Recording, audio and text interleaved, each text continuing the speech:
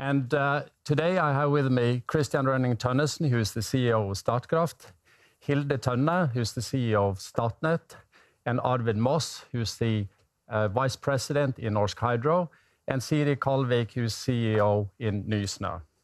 So we'll kick this off right away, and I start with Christian Rynning-Tønnesen.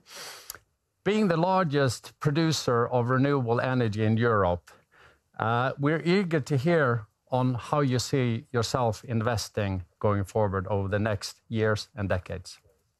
What we see is that the amount of renewable energy needed on this planet is about 6 times what we have today, only 28 years from now by mid-century. And Statkraft's role here is to participate in the technologies of hydropower, wind power onshore, wind power offshore, solar power, district heating, hydrogen, and biofuels. And we will do it on 3 continents, Europe, South America, and India. And our ambition is to be among the leading companies in the world in renewable energy within a few years from now. And Hilde, you're responsible for the highways, and obviously they are, and the cables. How do you see yourself investing over the next years and decades? Our net development or grid development plan presented last year, at the end of the year, we're estimated approximately 60 to 100 Norwegian billion kroners, and we're pretty sure we will be closer to 100 billion within 2030.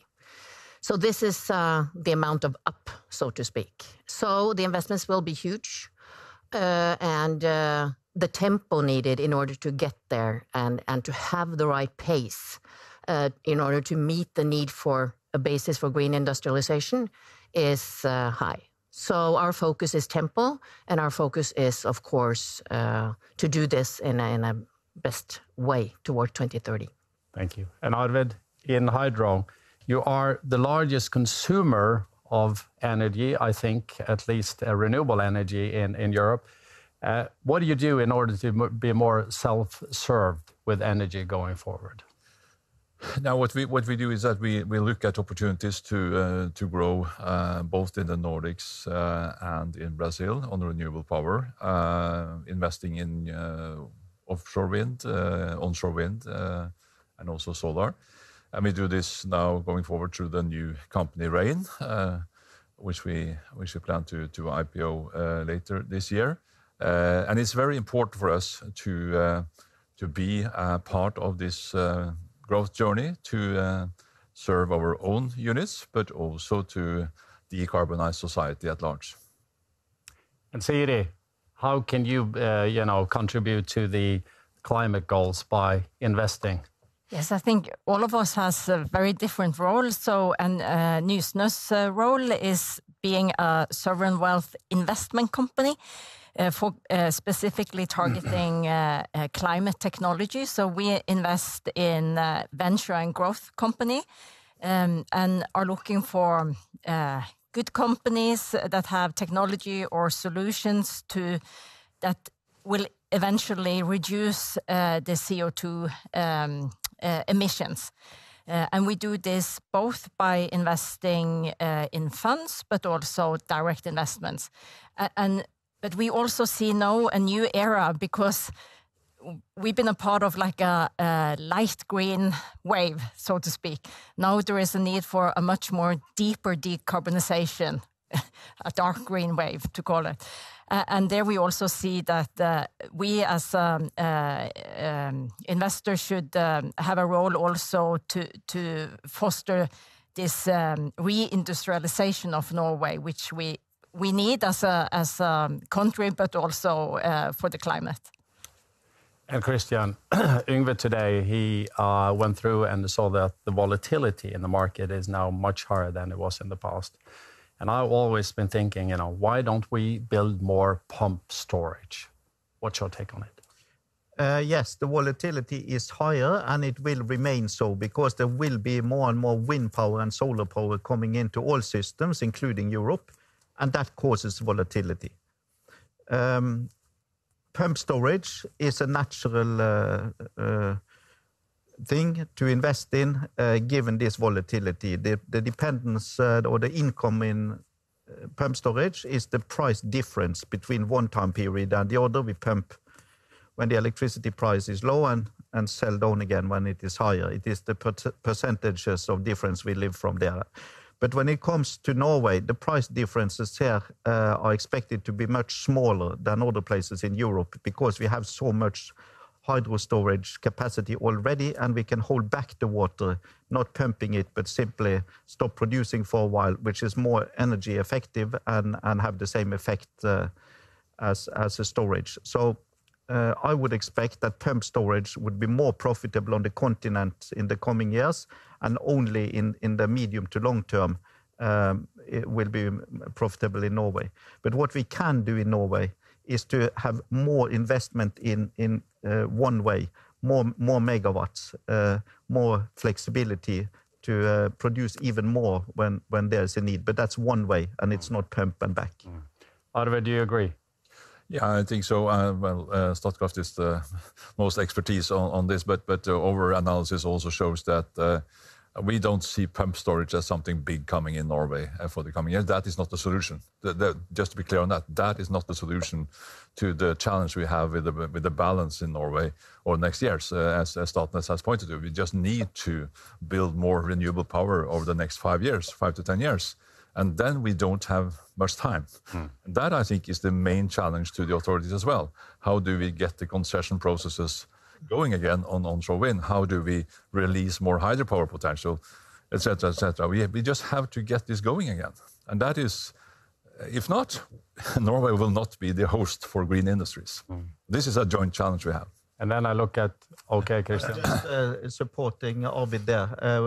Statkraft, we have exactly the same view. We need more energy, and we can have more megawatts in the hydropower system to balance it. Yeah. But challenge number one is the energy, not the balancing. Yeah. Right.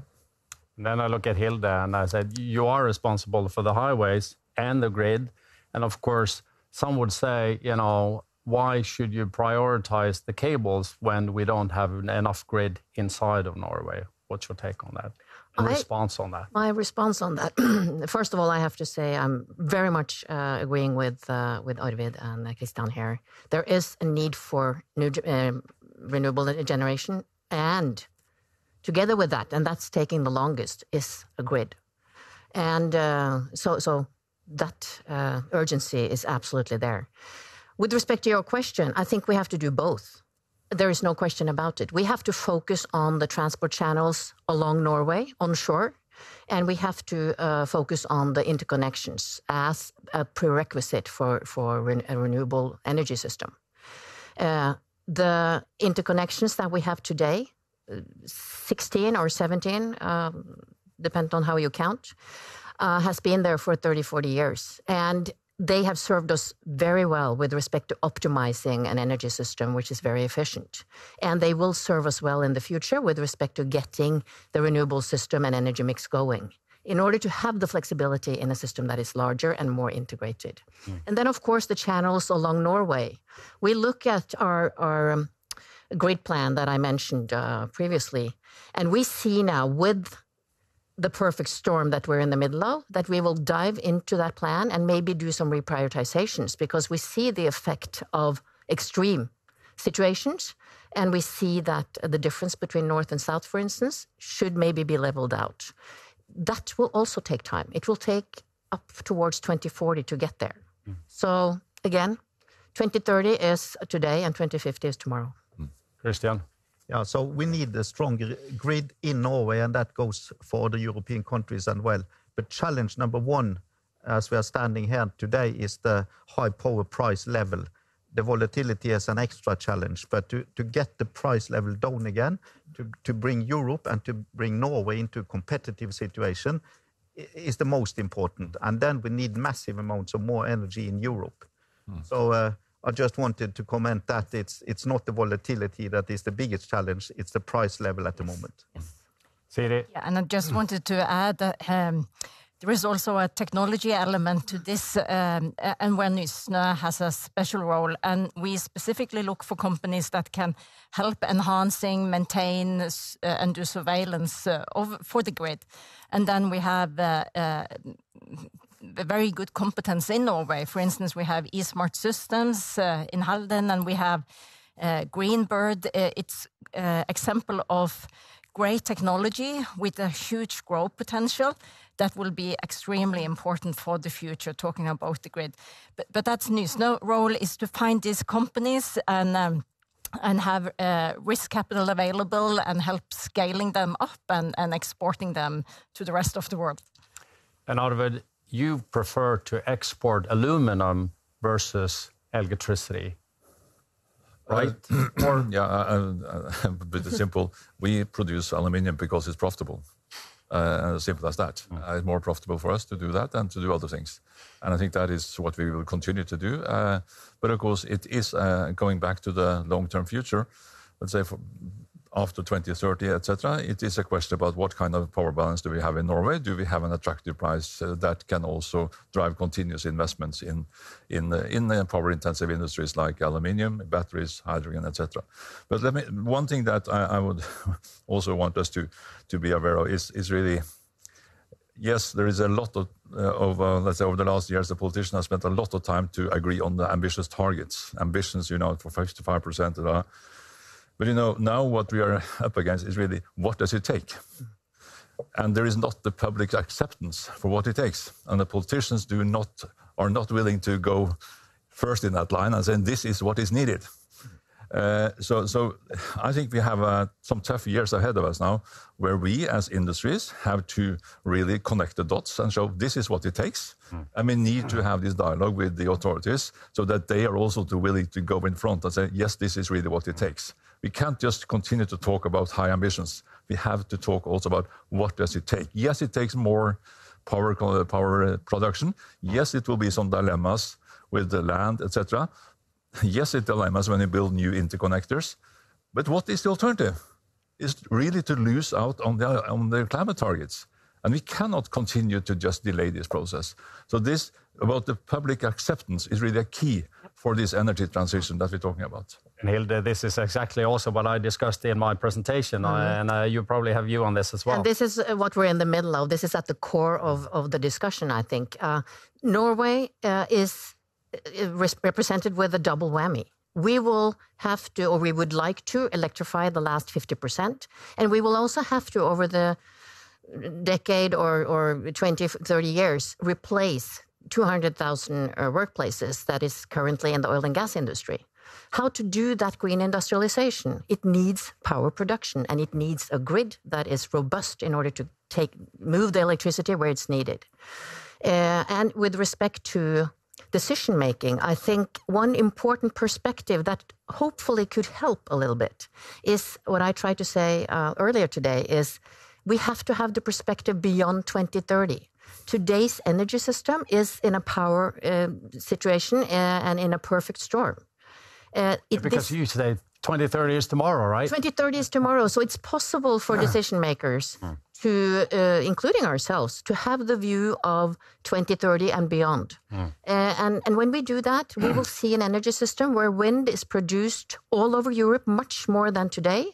So we will actually be in a position in Norway where we import a lot of low-cost wind.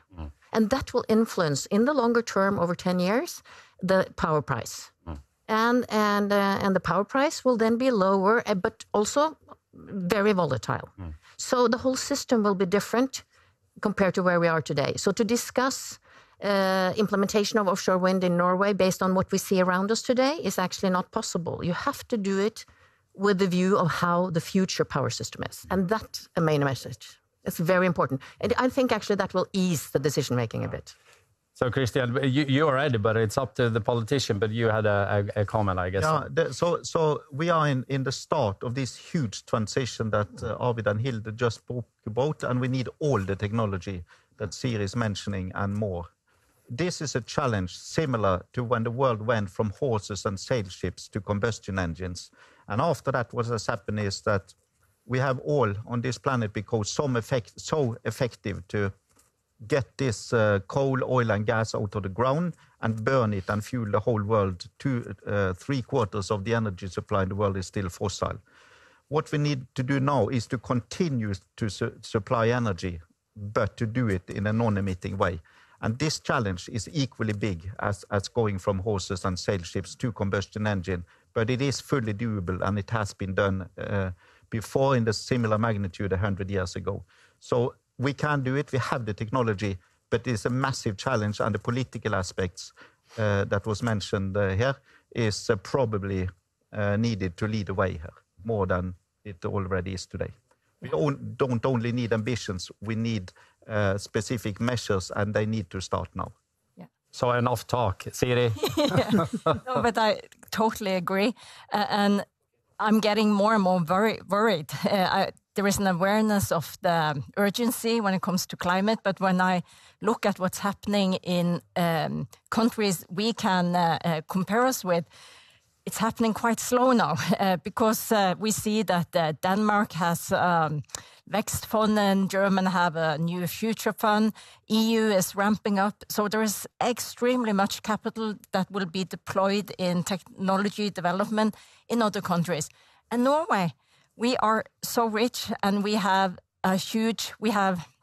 been a part of creating this global problem, but we have also ability to repair it. So this ability commit us, but I think it goes too slowly when we look at Denmark and Germany. And slow in Norway or too slow in the world? No, yeah, also in the world, but I'm just when we established, or the government established Nysnø 3.5 years ago, it was quite unique tool case for transition, energy transition. But now we are quite small compared to the other countries. And I don't see why, because we have to admit there is also a national competition. The world has the same goal, but all nations need to transfer the whole industry. And we just need to get the pace up in Norway. Arvid and Hilde. Yeah, I think you are right. And then we have to look at what is really the bottlenecks in Norway, what is really the issue.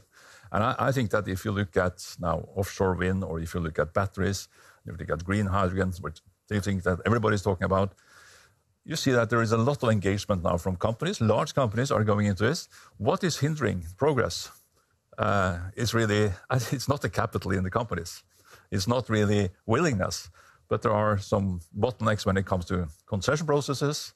On the batteries, you have the challenge with Brexit and the framework conditions put in there. And on green hydrogen, I think everybody loves to talk about green hydrogen, but 1 gigawatt of green hydrogen output requires 12 terawatt hours of green power.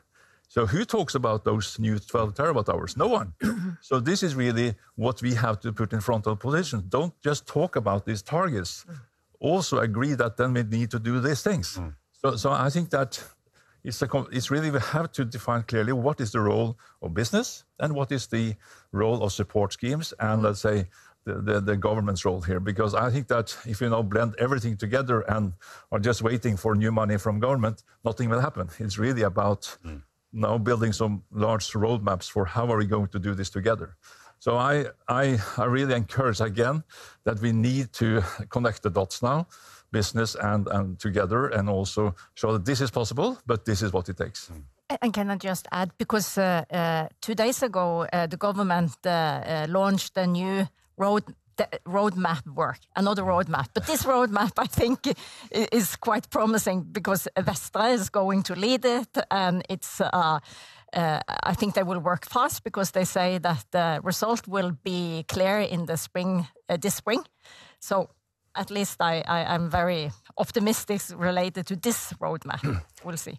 Hilde, you first, but just after this, I would like to get into offshore wind, obviously, because that is a subject that we have to cover. And I'll give you a great bridge for that. Okay, good. Yes, please. Because what I wanted to say is, with respect to technology, things are happening, and we have.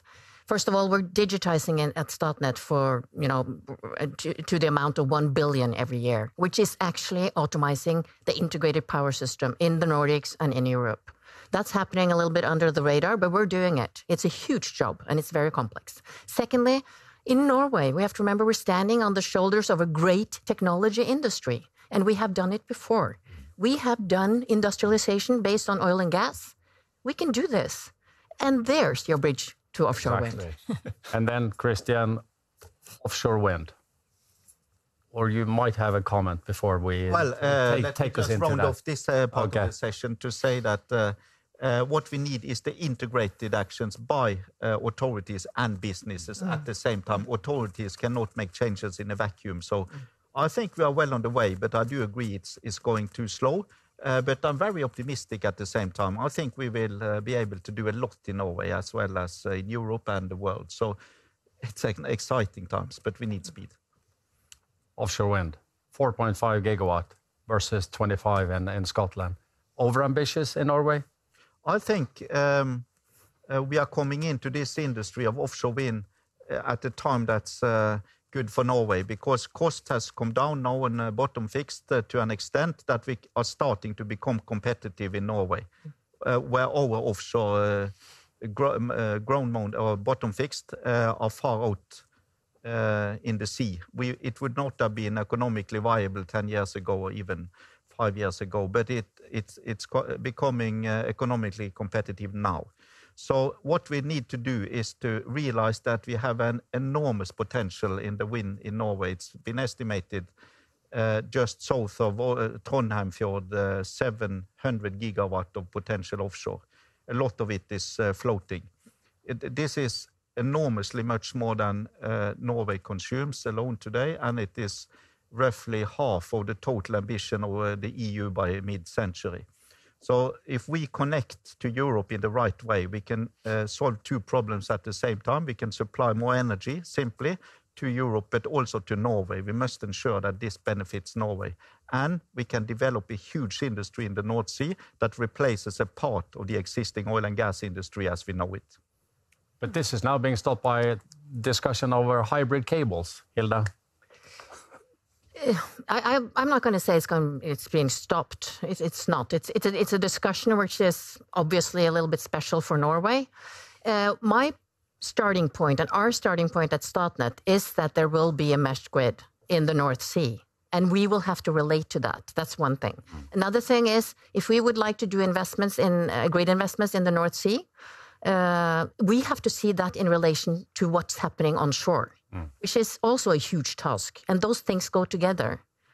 And that's also very much important at the center of the planning and the architecture here. Then, of course, we can start planning for Southern North Sea investments in a way where the market design ensures at least more influx to Norway compared to what we will export. There are different designs that we are evaluating, and I know others are as well.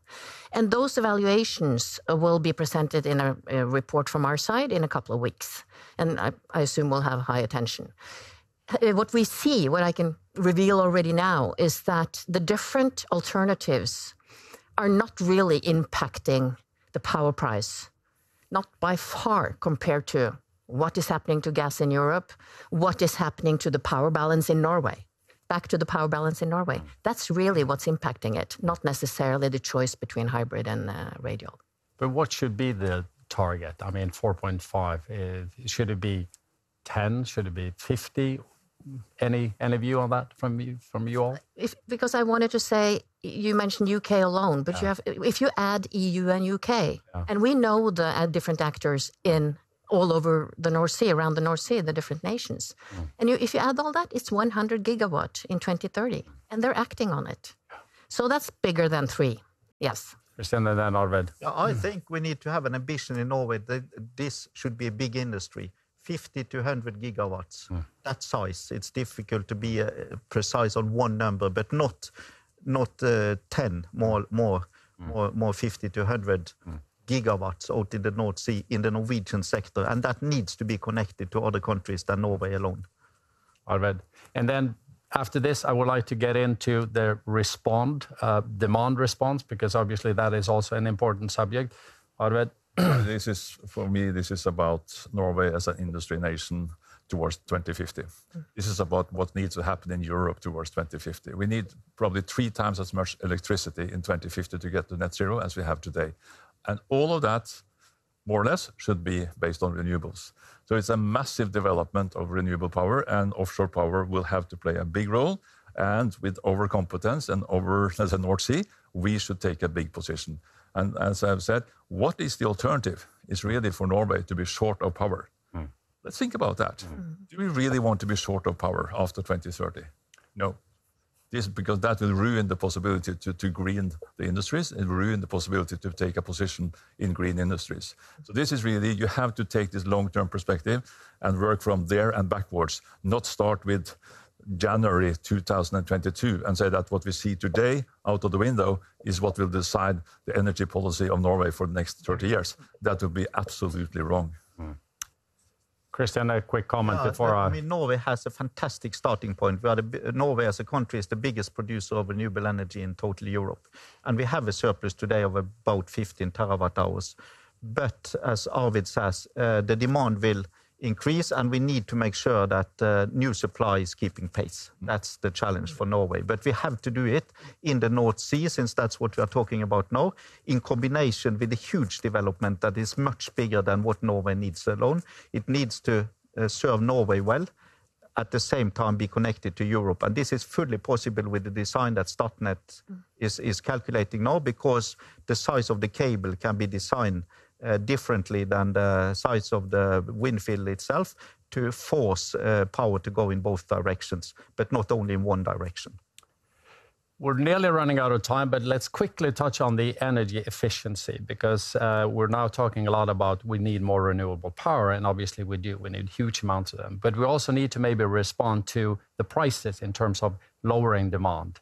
Siri, do you see any, technologies out there or companies that kind of, try to solve this question or problems, if you like? Yes, we really look for investment that also foster awareness and energy efficiency. It's also about sensor technology, and we have invested in disruptive technology and sensor technology and so on. But really something that empower all of us to make the right choices. Like, should I have this glass of milk or this, and then I could have like a CO2 footprint mark. So we need to start counting the carbs as we do, someone do when they eat. We should also, in all what we do, we should also try to lower the CO2 footprint. And I think that is feasible with technology. So we are really trying to find those companies. But another example, I think we need to work with production and demand and have a holistic approach. So, for instance, in hydrogen, we look at the whole value chain. So we've invested in blue hydrogen production with Seg Power. We also invested in Torghatten, which now will need a huge volume of hydrogen, so they are on the demand side. But we also need to find solution for storage and transport, and then we have invested in a hydrogen-specific fund called the AP Ventures, which work on the whole hydrogen value chain. So you need to nurture demand and production at the same time. It's extremely important. Hilde, you have challenged consumer on their demand response.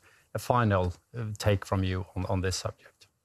First of all, I would like to say that Statnett is also applying and doing research on those kind of technologies in order to optimize the grid we already have.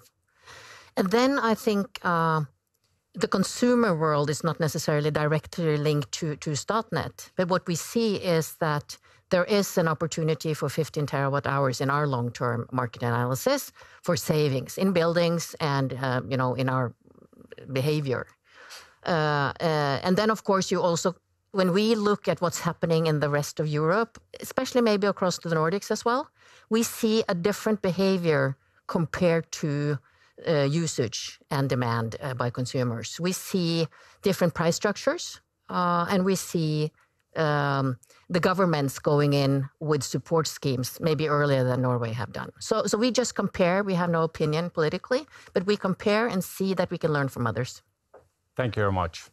Thank you to the panel. fantastic discussion. Then I guess we're probably just going to continue right on.